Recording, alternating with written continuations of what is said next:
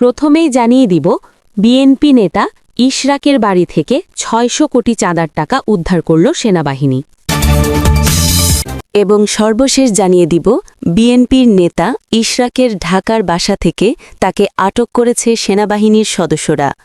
আটকের পর মির্জা ফখরুল বলেছেন এটা রাজনৈতিক ষড়যন্ত্র করে তাকে ফাঁসানো হয়েছে।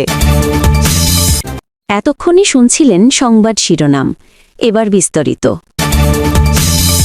ঢাকা সিটি কর্পোরেশনের মেয়র ইশরাককে তার ঢাকার বাসা থেকে তাকে আটক করেছে আইনশৃঙ্খলা রক্ষাকারী বাহিনীর সদস্যরা। বিএনপি দলটির মহাসচিব মির্জা ফখরুল ইসলাম আলমগীর এক বিবৃতিতে বলেন, ঢাকার বাসা থেকে মেয়র ইশরাককে তুলে নিয়ে গেছে সেনাবাহিনী। রাতে হরতালের ডাক বিএনপির। বিকাল থেকে মেয়র ইশরাকের বাসভবন ঘিরে রেখেছিল আইনশৃঙ্খলা বাহিনী। এর আগে গুলশান বাসার সামনে ইশরাককে ছেড়ে দেওয়ার দাবিতে মহাসমাবেশের আয়োজন করে মেয়র ইশরাকের নেতৃকর্মীরা। সমাবেশকে কেন্দ্র করে দীর্ঘ সময় আইনশৃঙ্খলা বাহিনীর সঙ্গে সংঘর্ষের ঘটনা ঘটে দলটির নেতৃকর্মীদের। এ সময় ২৮ জন পুলিশ সদস্য গুরুতর আহত হন। ঢাকা সিটি কর্পোরেশনের মেয়র বিএনপি নেতা ইশরাকের ব্যক্তিগত বাসভবন ঢাকা থেকে সেনাবাহিনীর একটি বিশেষ অভিযানিক দল ৬০০ কোটি নগদ টাকা উদ্ধার করেছে। দুপুরে প্রায় ৫০০ সেনাদস্যু, ১০০ পুলিশ এবং র্যাব সদস্যরা ওই বাড়িটি ঘিরে ফেলে। আশেপাশে বিদ্যুৎ লাইন সাময়িকভাবে বন্ধ করে দিয়ে শুরু হয় চিরুনি অভিযান। বাংলাদেশে রাজনৈতিক অঙ্গন কাঁপিয়ে দেওয়া এক নজিরবিহীন ঘটনা ঘটছে। জাতীয় দুর্নীতি দমন সংস্থার নির্দেশে পরিচালিত এই যৌথ অভিযানে উপস্থিত ছিলেন সাময়িক গোয়েন্দা সংস্থার সেনাবাহিনী, র্যাব এবং পুলিশের ঊর্ধ্বতন কর্মকর্তারাও। রাত ৬টা ৪৫ শুরু হওয়া এই অভিযান চলে প্রায় ৬ ঘণ্টাব্যাপী। বিকেল ৫টা ১০ নাগাদ একটি ভারী সশস্ত্র সেনাবাহিনীর গাড়ি বাড়ির মূল ফটকের সামনে এসে থামে। এরপর সেনাবাহিনীর বোমা নিষ্ক্রিয়করণ ইউনিট ও স্ক্যানার ডিভাইস দিয়ে পুরো বাড়ি ঘিরে ফেলা হয়। ঠিক ৭টা ১০ অভিযান একটি মূল ভবনে প্রবেশ করে এবং প্রথমেই বাড়ির বেসমেন্ট এবং ব্যক্তিগত অফিস রুম লক্ষ্য করে তল্লাশি শুরু করে। তদন্তকারী সংস্থার এক সদস্য নাম প্রকাশ না করার শর্তে জানিয়েছেন, একটি সিন্দুক ও ২টি লকার ভেঙে সেখানে গাদাগাদি করে রাখা বিপুল পরিমাণ নগদ টাকা এবং স্বর্ণালঙ্কার উদ্ধার করা হয়।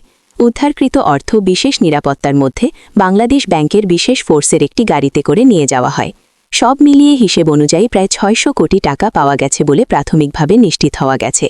অভিযান শেষে এক ব্রিফিংয়ে সেনাপ্রধান ওয়াকারুজ্জামান এবং রাষ্ট্রপতি শাহাবুদ্দিন চুপ্পু বলেন, জনগণের অর্থ আত্মসাতের যে কোনো অভিযোগ আমাদের জন্য গুরুত্বপূর্ণ। আদালতের অনুমতি নিয়েই আজকের অভিযান চালানো হয়েছে। সেনা কর্তৃপক্ষ স্পষ্ট জানিয়ে দিয়েছে এই অর্থের হিসাব ইশরাককে দিতে হবে। আমরা এখনও তদন্তের আওতায় যাচ্ছি যে এই বিপুল অর্থ এবং স্বর্ণ কোথা থেকে এসেছে এবং কী উদ্দেশ্যে এটি এখানে গচ্ছিত রাখা হয়েছিল। এদিকে বিএনপির পক্ষ থেকে এই অভিযানের তীব্র প্রতিবাদ জানিয়ে বলা হয়েছে, এটি একটি রাজনৈতিক প্রতিহিংসামূলক অপারেশন। দলটির মহাসচিব মির্জা ফখরুল ইসলাম আলমগীর এক বিবৃতিতে বলেন, মেয়র ইশরাকের মতো একজন সম্মানজনক মেয়রের বাড়িতে তল্লাশি, অপমানজনক আচরণ করা হয়েছে তা নজিরবিহীন। সরকারের মদতপুষ্ট সেনা ও প্রশাসন এভাবেই একটি রাজনৈতিক নেত্রীর বাসভবনে অভিযান চালাতে পারে না। তবে সরকারের পক্ষ থেকে জানানো হয়েছে, এই অভিযান সম্পূর্ণ নিরপেক্ষ এবং বিচারিক প্রক্রিয়ার অধীনে অনুমোদিত। প্রধানমন্ত্রী কার্যালয়ের মুখপাত্র এক বিবৃতিতে বলেন, কেউই আইনের ঊর্ধ্বে নয়। দুর্নীতির বিরুদ্ধে আমাদের জিরো টলারেন্স নীতির আওতায় যে কোনো ব্যক্তি যেই হোক তদন্তের মুখোমুখি হতে হবে।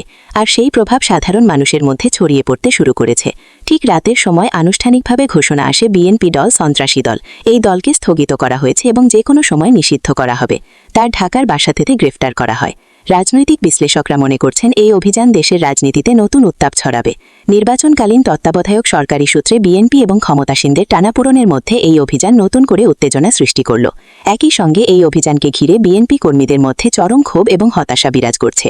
অন্যদিকে সাধারণ জনগণের মধ্যে মিশ্র প্রতিক্রিয়া দেখা গেছে। কেউ কেউ এই অভিযানকে জনগণের টাকায় লুটেয়াদের বিরুদ্ধে দৃষ্টান্তমূলক পদক্ষেপ হিসেবে দেখছেন, আবার কেউ একে রাজনৈতিক খেলা বলেও সন্দেহ প্রকাশ করছেন।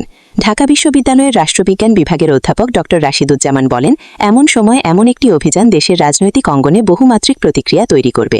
এখানে যদি যথাযথ তদন্ত ও বিচার না হয়, তাহলে জনগণের আস্থা আরও দুর্বল হবে। উল্লেখ্য, গত 2 দশকে বিএনপির ঢাকা সিটির মেয়রের বিরুদ্ধে দুর্নীতি, টেন্ডারবাজি ও বিদেশি অর্থ পাচারের অভিযোগ একাধিকবার উত্থাপিত হলেও আজকের মতো স্পষ্ট প্রমাণসহ এমন কোনো উদ্ধার কাজ এর আগে সামনে আসেনি। বর্তমানে উদ্ধারকৃত নগদ টাকা ও স্বর্ণালঙ্কার সাময়িক হেফাজতে রাখা হয়েছে এবং উচ্চ পর্যায়ে তদন্ত কমিটি গঠন করা হয়েছে। আগামী 72 ঘণ্টার মধ্যে বিস্তারিত প্রতিবেদন জাতীয় দুর্নীতি দমন কমিশনের কাছে জমা দেওয়ার কথা রয়েছে। সেনাপ্রধান ওয়াকারুজ্জামান কয়েকদিন আগে বলেছিলেন, দুর্নীতি দমনে কারো প্রতি রেহাই দেয়া হবে না। ঢাকা সিটি মেয়র ইশরাকের বাড়িতে অভিযান চালিয়ে টাকা উদ্ধার করে তিনি সেই প্রতিশ্রুতির বাস্তব প্রমাণ দিলেন। এত বিপুল অঙ্কের নগদ অর্থ ইশরাকের বাড়িতে পাওয়া মানে গোটা বিএনপি নেতাদের অর্থনীতির দুর্নীতির চিত্র এখন প্রকাশ্যে। শত শত কৌতূহলী মানুষ ভিড় জমায় ইশরাকের বাড়ির সামনে। হাজারো মানুষ লিখছেন, মেয়র ইশরাকের মতো ব্যক্তি যদি দুর্নীতির এমন গভীরে ডুবে থাকেন তবে সাধারণ মানুষ কাকে বিশ্বাস করবে। অনেকে ক্ষোভ প্রকাশ করে এই ঘটনার জেরে ঢাকা ও আশেপাশের এলাকায় কড়া নিরাপত্তা ব্যবস্থা গ্রহণ করা হয়েছে। বাড়তি পুলিশ এবং র্যাবের মোতায়েন করা হয়েছে যাতে করে ইশরাকের কোনো কর্মী বা সমর্থক উত্তেজিত হয়ে আইনশৃঙ্খলা পরিস্থিতির অবনতি না ঘটায়।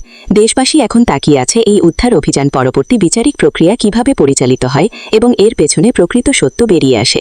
অন্যদিকে আওয়ামী লীগের নেতৃকর্মীরা জয় বাংলা স্লোগানে ঢাকা উত্তাল করে ফেলছে। দলে দলে ঝাঁটিকা মিছিল দিচ্ছে। তাদের মুখে একটাই কথা, শেখ হাসিনা সরকার বারবার দরকার। বিএনপির অফিস ভেঙে দিচ্ছে শেখ হাসিনা বার্তা দিলেন, সব নেতৃকর্মীরা দেশে ঢুকে পড়েন। আওয়ামী লীগের নেতৃকর্মীরা যারা আত্মগোপনে ছিলেন সবাই জয় বাংলা বলে রাজপথে নেমে পড়েছে। বিএনপির পালাবার আর কোনো পথ খোলা নাই। সবাই মনে করছেন আওয়ামী লীগের সাথে জড়িত আছেন সেনাপ্রধান ওয়াকারুজ্জামান এবং রাষ্ট্রপতি শাহাবুদ্দিন চুপ্পু। তাদের নির্দেশে আওয়ামী লীগ রাজপথে নেমেছে। আপনি কি মনে করেন, কোন দল ক্ষমতায় আসলে দেশের জন্য ভালো হবে? দর্শক, এতক্ষণ সংবাদ শোনার জন্য আপনাদেরকে ধন্যবাদ।